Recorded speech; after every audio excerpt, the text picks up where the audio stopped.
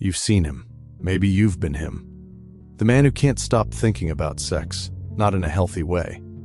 Not in the way desire naturally flows through consciousness and then recedes, but in that consuming, obsessive way where every woman becomes a potential conquest. Every interaction gets filtered through a sexual lens, and the actual person in front of him disappears behind a screen of projection and need. He's scrolling at 2 a.m. He's ruining his relationships. He's successful in every other area of life, but enslaved to this one hunger that never satisfies. And here's what makes it truly disturbing. He often has no idea why. Carl Jung, the Swiss psychiatrist who mapped the deepest territories of the human psyche, understood something most modern psychology misses entirely. Sexual fixation isn't about sex. It's about something that went missing in the soul, something so fundamental that when it's absent, sex becomes the stand-in, the substitute, the false god at whose altar a man sacrifices his vitality, his relationships, and ultimately his selfhood. Today, we're going into the shadow. We're exploring how, according to Jung, a man doesn't develop a sexual fixation because he wants sex too much, but because he's lost touch with something infinitely more essential. And once you see this mechanism, you can't unsee it. Not in yourself, not in the men around you, not in the culture that produces these patterns like an assembly line. This isn't about judgment. It's about understanding the architecture of the psyche that turns natural desire into psychological prison. Because Jung believed that what we don't integrate, we become enslaved to. And nowhere is that more visible than in the man who's become fixated. Jung's concept of the shadow is where this story begins. The shadow isn't evil. It's everything about ourselves we've disowned, rejected, or never fully integrated. It's the repository of all the qualities, emotions, and energies that didn't fit the image we needed to project to survive our childhood, please our parents, or succeed in our culture. For men, particularly in Western culture, the shadow grows massive around certain territories. Vulnerability becomes shadow. Emotional need becomes shadow. Softness, receptivity, the desire to be held rather than to conquer, all shadow. And here's the crucial point Jung made: whatever gets relegated to the shadow doesn't disappear.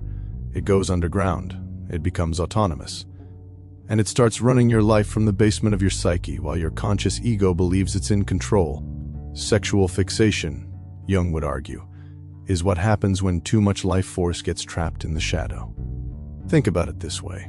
A young boy learns that showing fear is weakness, that crying is shameful, that needing comfort is needing too much. So he pushes all that longing, all that tenderness, all that aching desire to merge and be met. He pushes it down. The conscious personality builds itself around being strong, competent, unaffected. The man he becomes prides himself on not needing anyone. But the need doesn't vanish. It transforms. It finds the one outlet still culturally permitted: sex.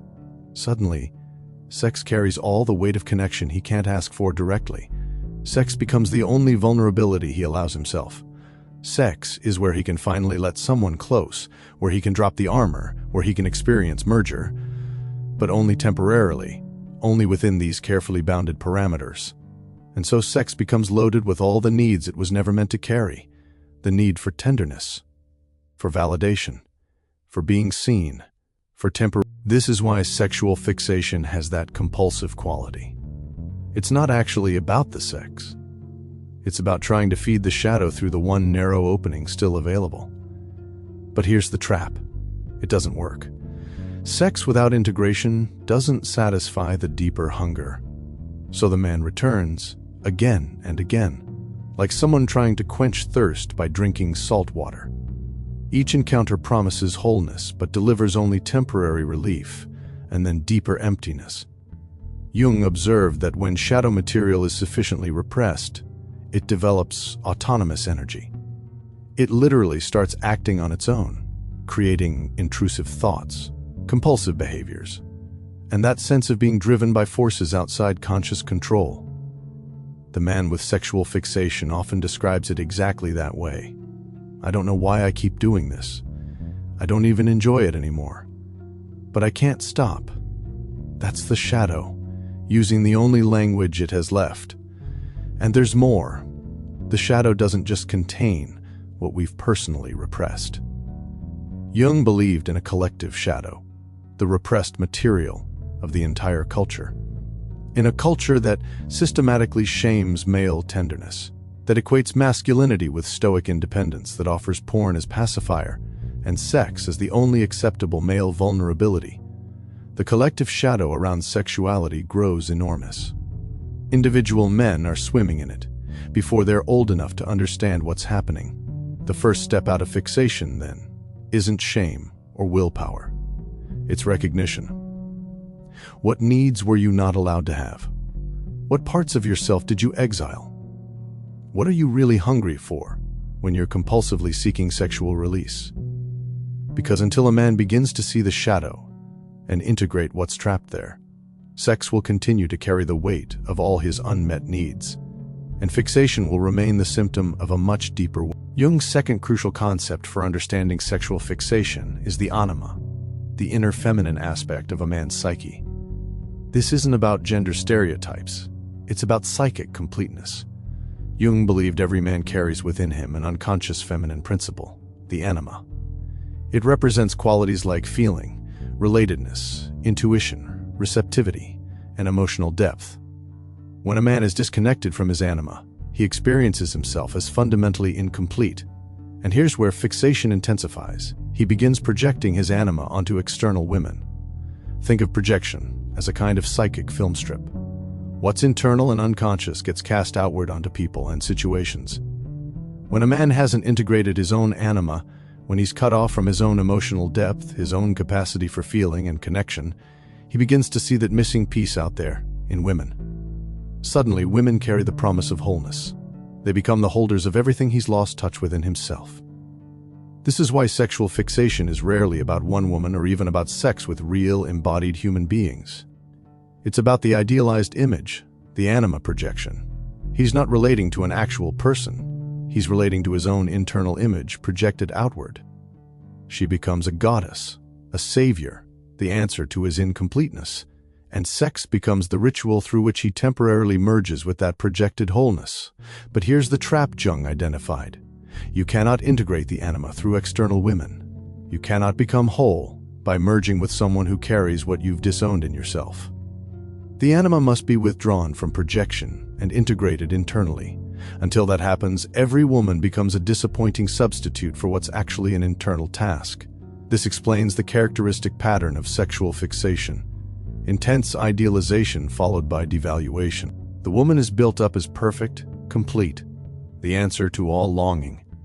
But the moment she reveals herself as human, flawed, separate, the projection collapses. She can't deliver the wholeness because she was never meant to. She's a real person, not the anima made flesh. So the man feels betrayed, disappointed, and begins the search again with someone new, convinced the next encounter will finally deliver.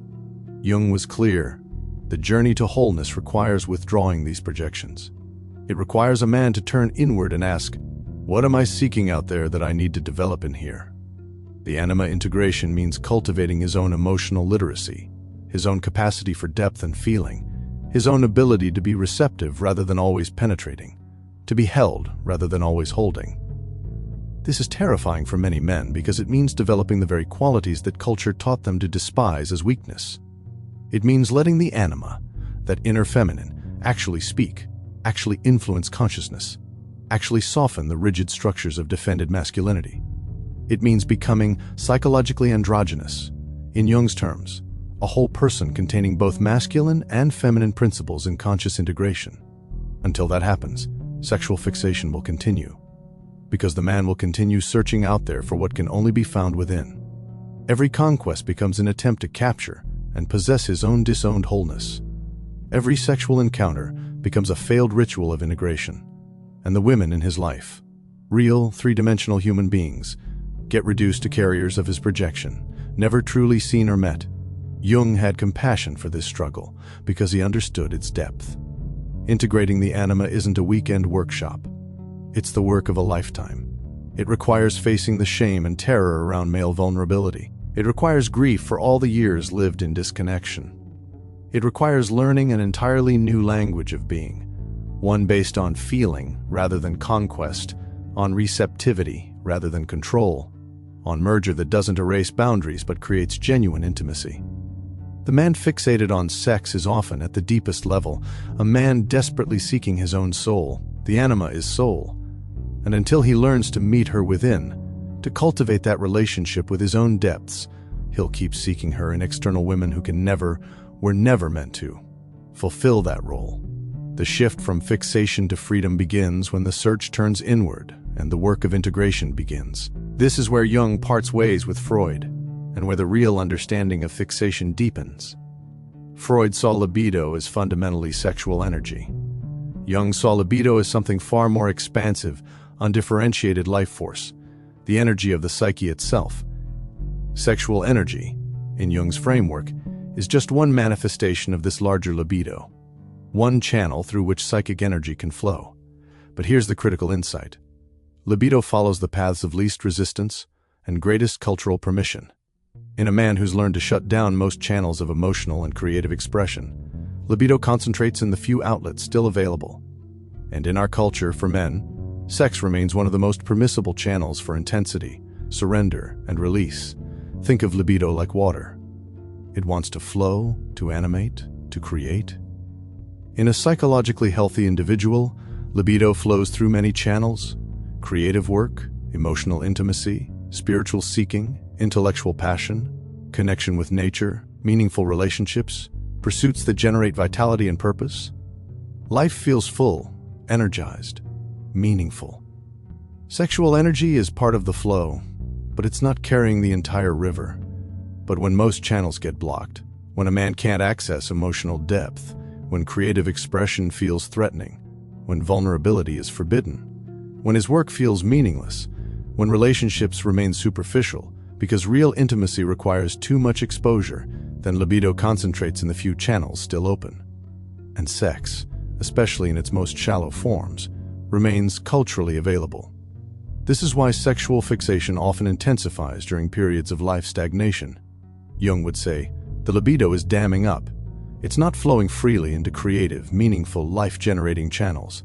So it accumulates, builds pressure, and seeks release through the easiest available outlet. For many men, that's sex, or rather the pursuit of sex, the fantasy of sex, the consumption of sexual imagery, anything that provides temporary discharge of accumulated psychic energy. But discharge isn't transformation.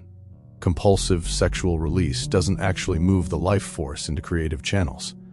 It doesn't generate meaning, or growth, or genuine connection. It's a pressure valve, not a life path. And this is why the fixated man, no matter how many releases, never feels truly satisfied. The deeper libido, the undifferentiated life force, isn't seeking orgasm. It's seeking expression, meaning, transformation, and incarnation in the world. Jung believed that one of the primary tasks of the second half of life is to redirect libido from biological sexual channels into cultural, creative, and spiritual channels. He called this sublimation, but not in the Freudian sense of mere repression. True sublimation is voluntary, conscious redirection of energy toward what he called individuation, the process of becoming fully oneself. The man who successfully navigates this transition doesn't become asexual. He becomes integrated. Sexual energy remains part of his vitality, but it's no longer the primary channel or the compensatory outlet for blocked life force.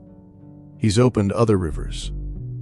He's found ways to let libido flow into work that matters, relationships that nourish, creative expression that fulfills, and spiritual depth that provides meaning. Fixation, then, is a symptom of blocked channels. It's the psyche saying, I have all this life force, and nowhere meaningful for it to go. The solution isn't to dam it up further through shame or repression. That only increases pressure and eventual explosion. The solution is to open new channels, to find out what you're truly hungry to create, express, build, explore, or become.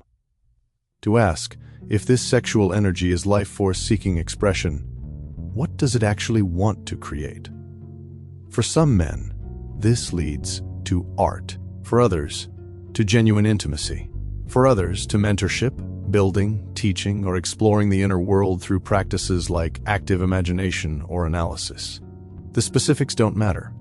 What matters is that libido finds authentic channels worthy of its power. Jung saw sexual fixation as a form of psychic poverty, not moral failing.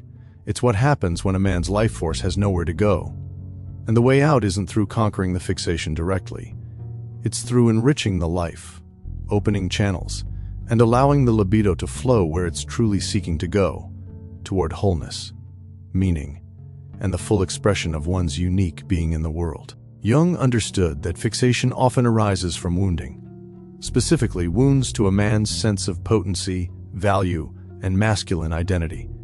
When a man feels internally powerless, inadequate, or fundamentally flawed, his psyche often compensates through inflation in the one domain where he can still feel powerful: sexuality.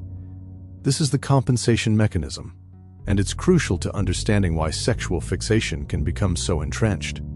If a man feels he has failed in his career, if he feels overlooked and invisible in the world, if he carries shame about his body or his worth, if he's never received genuine mirroring of his value from father or mentors, the psyche seeks to balance this perceived deficiency. And one of the most primal ways a man can feel powerful is through sexual conquest. Sexual fixation becomes, in this light, a compensatory strategy. He may not be able to control his job, his finances, his aging parents, his place in the social hierarchy, but he can pursue, seduce, and possess sexually. Each conquest temporarily shores up the crumbling sense of self. Each woman who desires him proves, however briefly, that he matters, that he has impact, that he exists in someone else's consciousness as significant. But here's the trap Jung identified. Compensation doesn't heal the wound. It covers it. The wound remains untouched beneath the compensatory behavior, and in fact often grows worse because the compensation prevents genuine encounter with the injury. The man becomes so skilled at seeking external validation through sexual prowess that he never has to face the internal sense of worthlessness driving the behavior. Jung distinguished between genuine power and inflated power. Genuine power comes from integration, from having faced and owned your shadow, from developing your gifts, from knowing your worth without needing constant external validation. Inflated power is brittle, desperate, and requires constant feeding from outside sources. It's the power of the person who needs to dominate to feel strong, who needs others to submit to feel worthy, who needs endless conquests to temporarily silence the internal voice saying, "You're not enough." Sexual fixation rooted in compensation has a particular quality. It is aggressive, performance-oriented, and deeply concerned with metrics. The fixated man often keeps count of partners, of conquests, of proof. He's building a case against the internal accusation of inadequacy. But no amount of external evidence can overturn an internal verdict. The wound doesn't heal through accumulation of conquests. It heals through being seen, felt, grieved, and integrated. Jung would ask the fixated man, "What wound are you compensating for? When did you decide you weren't enough? What happened that made sexual power the only power that felt available?" These questions shift the conversation from symptom to source, from behavior modification to depth healing. Often, the wound traces back to early experiences of powerlessness, shame, or invisibility. Maybe it was the father who never saw him, never mirrored his worth, never initiated him into authentic masculinity. Maybe it was early sexual experiences marked by humiliation or rejection. Maybe it was growing up in a culture that measured male worth by impossible standards and found him wanting. The specific origin varies, but the pattern is consistent. A wound to the masculine identity gets covered by compensatory sexual behavior. The path to healing requires what Jung called descent, going down into the wound instead of constantly trying to rise above it through compensatory inflation. It requires grieving what didn't happen, the initiation that didn't occur, the father who wasn't present, the mirroring that never came, the acceptance the boy needed and the man still hungers for. This grief work is the opposite of the driven, compulsive energy of fixation. It's slow, still, and inward. As the wound is acknowledged and integrated, something remarkable happens. The desperate need for compensation begins to fade. The man doesn't need to prove his worth through endless conquests, because he's beginning to know his worth internally. Sexual energy can then return to its natural place, as one expression of vitality among many, not as the sole carrier of masculine identity and value. Jung believed that the wound, once integrated, becomes a source of depth and wisdom. The man who's done this work can meet other men with compassion because he's met his own woundedness without flinching. He can relate to women as human beings rather than as objects for conquest because he's no longer desperate for their validation to prove his worth. The fixation dissolves not through effort but through integration, when the wound is finally seen, acknowledged, felt, and transformed. Jung's ultimate vision for the fixated man isn't simply the absence of compulsion. It's wholeness. He called this process individuation, the lifelong journey of becoming fully oneself, integrating all aspects of the psyche into conscious awareness and authentic expression. For the man struggling with sexual fixation, individuation requires several specific movements. First, shadow integration. This means bringing into consciousness all the disowned needs, feelings, and vulnerabilities that sex has been carrying. It means learning to ask directly for tenderness, for connection, for emotional intimacy, learning to meet these needs through their proper channels rather than funneling everything through sex. This is often supported by therapy, men's work, or deep friendships where vulnerability becomes possible. Second, anima integration. This means developing a relationship with the inner feminine, cultivating emotional literacy, receptivity, feeling function, and the capacity to be affected by life rather than always controlling it. Jung often recommended practices like active imagination, where a man dialogues with anima figures that appear in dreams or fantasies, learning to hear what the feminine within wants to communicate. As the anima becomes conscious, the desperate projection onto external women begins to fade. Third, libido redirection. This means opening new channels for life force to flow. Jung believed creative work was crucial here, finding what you're meant to contribute, discovering your calling, engaging work that uses your gifts and generates meaning. As libido flows into creative and meaningful channels, the accumulation and pressure that feeds fixation naturally decreases. Fourth, wound healing. This means descending into the injuries to masculine identity, grieving what was lost, and gradually building an internal sense of worth that doesn't require constant external validation. This is often the longest and most painful part of the journey, requiring patience and compassion with oneself. The result of this integration work isn't an idealized, perfectly controlled man. Jung was suspicious of perfection. The result is a whole man, someone who contains contradictions, who has light and shadow, who knows his capacity for both tenderness and strength, who can be sexual without being fixated, who relates to women as human beings because he's no longer desperately projecting his own wholeness onto them. This integrated man experiences sexuality differently. It's no longer compensation or compulsion. It becomes one expression among many of his vitality, his aliveness, his capacity for connection. Sex can be playful, passionate, tender, intense, but it's no longer carrying the weight of his entire emotional life. He has other ways to experience vulnerability, other channels for merger, other paths to feeling alive and connected. Jung emphasized that this journey requires patience. Western culture promises quick fixes, but individuation is the work of decades. There will be regression. There will be times when old patterns resurface, when the shadow roars back, when fixation seems to return with full force. This isn't failure, it's spiral progress. Each return offers opportunity for deeper integration if approached with awareness rather than shame. He also emphasized that this work is deeply individual. There's no formula. What one man needs for integration might differ entirely from another's path.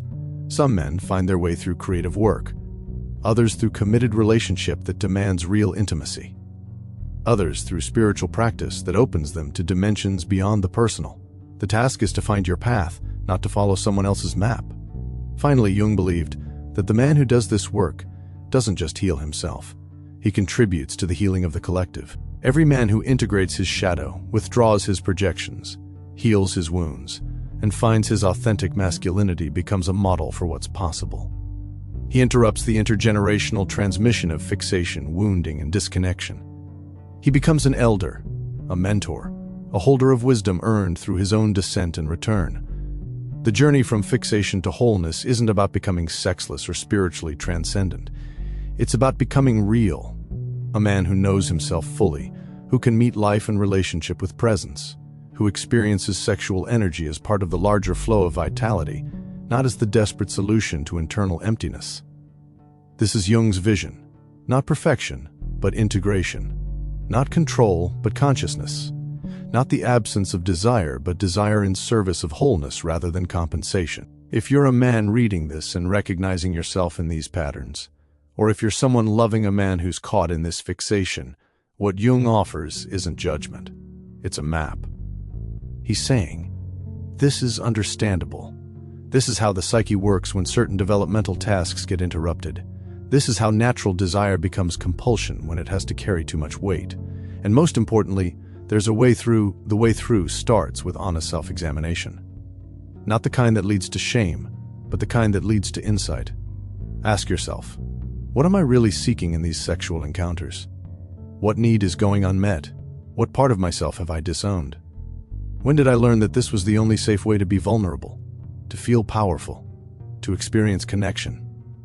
If you're serious about this work, consider finding a therapist trained in depth psychology, particularly Jungian analysis.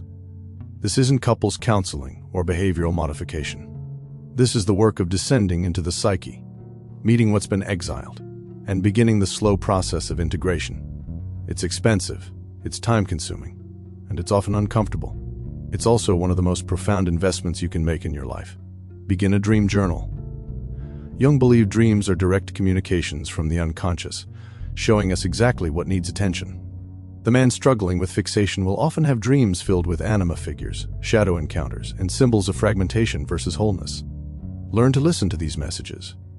They're your own psyche trying to guide you toward integration.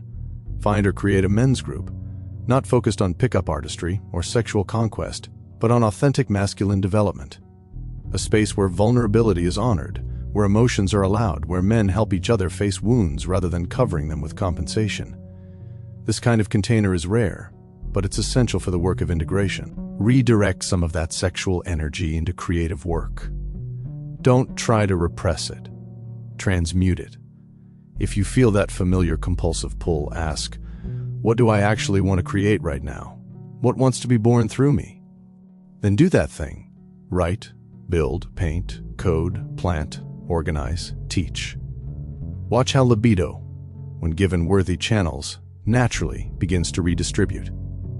For those of you who love someone caught in this pattern, understand that shaming won't help. Ultimatums might create temporary behavior change, but they won't heal the underlying wound.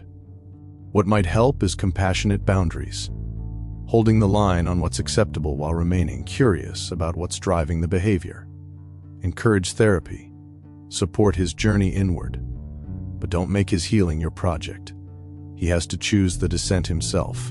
And finally, be patient with the process, whether you're the one fixated or the one watching someone you love struggle.